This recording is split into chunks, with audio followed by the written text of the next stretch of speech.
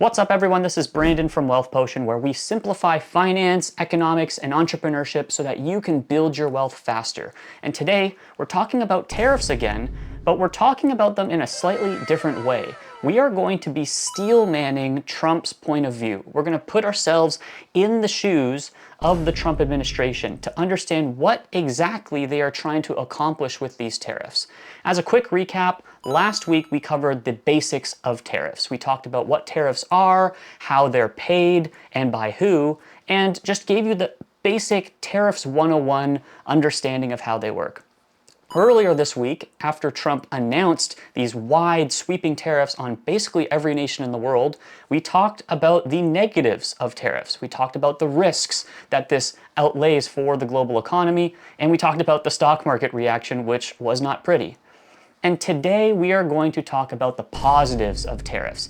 And I'm recording this video shortly after Trump just announced a 90-day pause on most of the tariffs. So we are going to be covering that 90-day pause and what that means for you so that you have a better sense of what the heck is going on. Because like I said in the last video, the situation is changing extremely rapidly. For a fun little side fact, I actually recorded this video already, but then so much has changed that while I was editing it, I said, you know what, I have to re-record this whole thing. That is how fast this situation is moving. Now, before we dive into the tariffs themselves and we get into the arguments for tariffs, I want to talk about this concept of steelmanning for a quick moment, because I think it is one of the most important skills that you can learn in the modern era. We live in a highly politicized era where the left is screaming at the right and the right is screaming at the left, and there's very little dialogue in the middle. And one of the biggest reasons for that is that people who are stuck in their echo chambers on either the right or the left oftentimes do not have a good sense of what the opposing argument is. There's a logical fallacy in debating that is called a straw man fallacy, where instead of arguing against your opponent's argument, you put up a weaker version of their argument and then you attack that instead. And you can think of a straw man, literally a straw man version of their argument, because it's so much easier to take that down, as opposed to really getting to the root of what they believe and all the nuance that that involves. And so a steel man is the opposite of a straw man. If you take any belief that you hold dear, religion, abortion, the death penalty, whatever it is, can you describe the absolute best argument for the opposite point of view? Because that is what steelmanning is, and that's what I'm attempting to do today. As I shared in my last video, I think there are a lot of risks with tariffs. However, I always want to understand the opposing side of the argument, and unfortunately, I'm seeing many smart people refuse to look at the other side of the argument. In short, I spent hours listening to interviews with Trump's administration so that you don't have to, and I'm summarizing it here so that we can understand what Trump's worldview is. And in summary, I believe there are three major pillars behind Trump's tariff strategy. The first is to raise revenues, the second is to bring manufacturing back to the United States, and the third is to corner China. And so without further ado, let's dive in. The first component is the most simple, and it will make a lot of sense if you watch the first video I put out on Tariffs 101, which is that tariffs are a tax. It is a form of revenue for the government. And as we've discussed, prior to 1913, when the income tax was implemented in the United States, the vast majority of the government's revenue came from tariffs. And so that's the simplest reason why Trump is doing this. He wants to raise revenue for the United States government. Okay, but why tariffs specifically? And that brings us to reasons 2 and 3, which are related and which are much more complex. Let's dive into 2. Trump wants to reinvigorate the manufacturing sector of the United States. Trump very much campaigned on a platform of representing the working class. And if you're watching this video, there's probably a higher probability that you are one of the quote-unquote coastal elites. You probably work a knowledge working job, you have a 401k, you own some stocks. These are all things that we talk about. I don't live in America, but from a wealth perspective, if you own stocks, you are at least within the top 50% of America. The bottom 50% largely do not own stocks. They either save money in cash, or they have no savings whatsoever, or worse, they're in debt and they're living paycheck to paycheck. This is really fundamental and important to understand in Trump's worldview, because when campaigning, both in 2024 and back in 2016, he traveled to all of middle America. He saw all of these dilapidated factories and abandoned warehouses from when manufacturing was a powerhouse of the United States economy. But over time, those jobs have been shipped overseas to places like China. And it's not just China, to be clear. We're going to get into why China is the target in just a moment, but that is a really important elements to understand. And to be clear, this is not purely negative. There have been benefits to exporting these jobs. We got cheaper goods. If you look around your room right now, I'm willing to bet most of the things in there were either made in China or in Southeast Asia. And so it was a trade-off.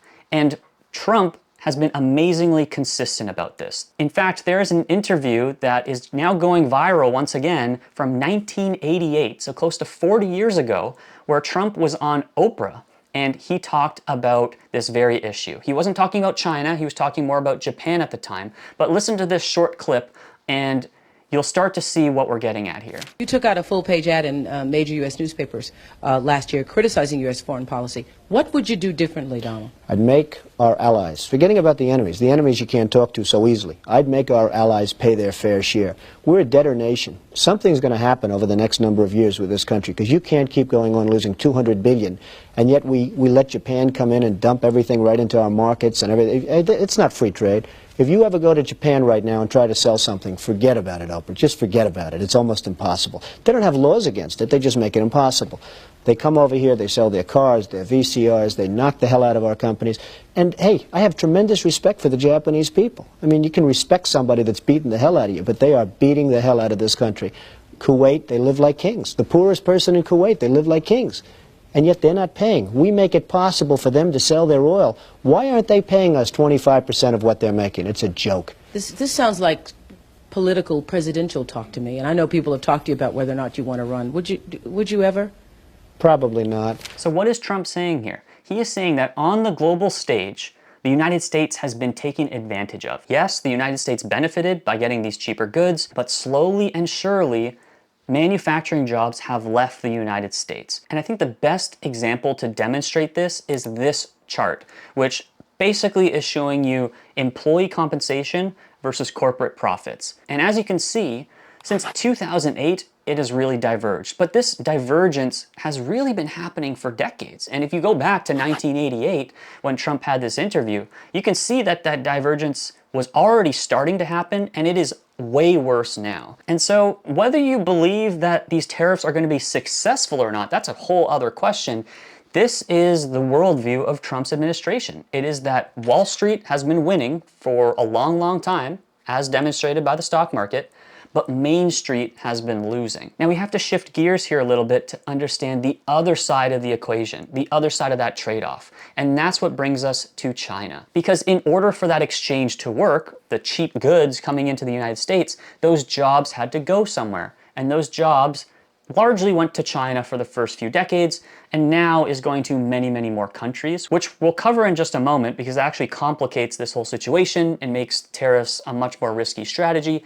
But for a long time, it was China that was the usual suspect in this conversation. We're not going to dive into US and China politics right now, but in summary, the view of the Trump administration is that China has been playing unfairly because as those manufacturing jobs were moving to China, it was not a free exchange. And it wasn't just tariffs. It was a lot of anti-free trade behavior that China was conducting despite being a member of the World Trade Organization, which explicitly forbids a lot of these behaviors. So things like intellectual property theft, corporate espionage, mercantilism, where the government provides huge subsidies to certain strategic industries so that they can outcompete other rivals. China did everything in their power to win, and kudos to them. It worked for many, many decades. Trump is now saying, hey, that has got to stop. I know some of you are maybe listening to this and hearing Trump, Trump, Trump, just to show you that this is not just a Trump or Republican or MAGA kind of thing. Here's a video from the 90s of Nancy Pelosi talking about this exact issue. In terms of jobs, this is the biggest and cruelest hoax of all. Not only do we not have market access, not only do they have prohibitive tariffs, not only are our exports not let in very specifically, but China benefits with at least 10 million jobs from U.S.-China trade. The president in his statement requesting this special waiver said that China trade supports 170,000 jobs in the United States, 170,000 jobs, whereas our imports from China support 10 million jobs at least. Please, yeah. You're saying that 170,000 jobs are created in the United States by the China trade, but aren't there many more jobs that are lost in the United States? Well, that's my point that I was getting to. I appreciate the gentleman for focusing on that. The fact is that U.S.-China trade is a job loser. So if you're not familiar with U.S. politics, Nancy Pelosi was the former Speaker of the House and is a staunch Democrat. So clearly this issue is bipartisan, and this is an issue that even Bernie Sanders has talked about in the past. China has taken advantage of the United States in various ways to grow its economy and grow its wealth. And the data that this bears out in is not necessarily in tariffs, quote unquote, but in the trade deficit. If you look at the data, the United States has basically been running a perpetual trade deficit for decades. In other words, the United States has been buying way more stuff from abroad than they have selling to foreign nations. And again, there is a camp of people that think that this is not an issue, or if it is an issue, that tariffs are not the solution. Again, we're not getting into normative arguments on if the tariffs are a good strategy. I'm just explaining Trump's worldview. And one of the most telling statements for me over the past couple of weeks that has really indicated that this is the view of the Trump administration was actually a tweet, or rather a statement from a random White House official that stated post-World War II institutions are no longer fit for our times and our economic situation. I think this is really telling that the Trump administration really is serious about changing the economic global order around trade. So the last thing to cover in this Steelman argument is really why tariffs? Like, even if you've covered everything so far, that Trump wants to raise revenues and that the manufacturing sector needs to be revived and that China has been ripping off the United States, why use tariffs to pursue this strategy? And this is where I'm going to get a little bit more speculative. I think part of it is the trade deficit, and part of it is certainly this economic rebalancing, but I think a lot of it has to do with very specific sectors within manufacturing. And this is the quiet part that I don't think is being said all too loudly. It's not just t-shirts and shoes and nuts and bolts and steel that the United States has outsourced. It is rare earth minerals, which is used in basically every electronic that you own. It's used in the defense industry for weapons. It's used in robotics. The US has also outsourced a lot of pharmaceuticals. And then of course there are semiconductors, which the US is heavily reliant on Taiwan for. So there are some very, very core components to the future economy that I think the United States wants to reshore. There's a huge straw man argument going around about shoe factories and how Americans aren't going to start making textiles again. Of course not. They don't really care about that. What I believe the Trump administration really wants to reshore is some of these critical raw materials and advanced manufacturing, because that's the manufacturing that's actually going to matter in 5, 10, 20, 100 years. And once again, another hint that tells me that I'm on the right track here with this speculation is that immediately after Trump announced the big tariffs and China was at the top of the list, China then replied with retaliatory tariffs, Trump escalated back and forth, and then China dropped this and stopped all exports of rare earth minerals. That to me is kind of a tell of their hand. China knows that rare earth minerals are one of their secret weapons. And in fact, in South Korea, that's actually a big issue right now because South Korea also relies on China for those rare earth minerals. Last but not least, I know this video is already pretty long and it's already kind of complicated. There's one final piece of the puzzle that I want to talk about because to me, it's super important to understand the macro picture here. And that puzzle piece is Triffin's Dilemma. So back in, I think, the 1960s, there was an economist by the name of Robert Triffin who testified in front of Congress, and he laid out what he believed was a major flaw in the international monetary system. And this, again, connects back to the reference to World War II, because post-World War II and into the Bretton Woods Agreement, the United States dollar was made the world's reserve currency. What does that mean? In short, it means that most global trade happens with the US dollar. All right, so what does that mean? That means that every other country in the world outside the United States needs an ample supply of dollars so that they can conduct trade. And as we've talked about on this channel before, our current financial system is really predicated on perpetual growth, perpetual inflation, if you will.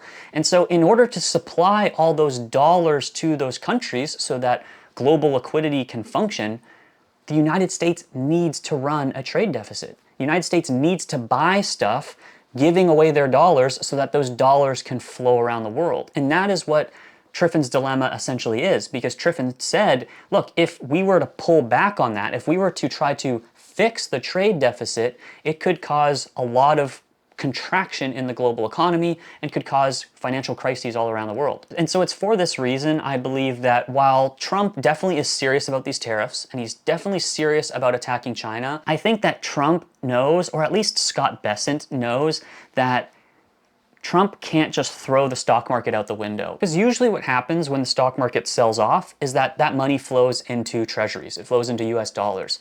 But that's not what happened these past few days. There was so much fear in the market that the stock market sold off, but bonds also sold off. We actually saw bond yields rising, which is very abnormal, which basically means not only were global investors pulling risk off the table, but they were taking their money out of the United States altogether.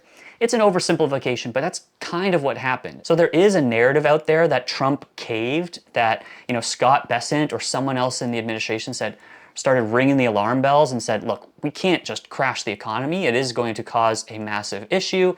If you follow UK politics at all, this happened to Liz Truss at an eerily similar moment in her presidency, by the way. About 5% in, she made some wild changes. The stock market crashed, the bond market crashed, and then Liz Truss was ejected from her position, never to be seen again. So that is a real theory. Again, no one knows for sure, and we probably will never know. But I do want to outline that dynamic around Triffin's dilemma, because in macroeconomics, you really have to zoom out. And if you look at the past 80 years, pretty much, since World War II, there is a reason the United States has been the caretaker or the hegemon of the world. And a lot of it has to do with the US dollar being the reserve currency. All that being said, I am fairly certain that Trump and his inner circle are aware of Triffin's dilemma. They know that there is this dynamic that they really just can't beat. And so again, I think this plays into the theory that the real target here is China, that yeah, this kind of was a negotiating play. It was throw some chaos into the markets and see where things land, and then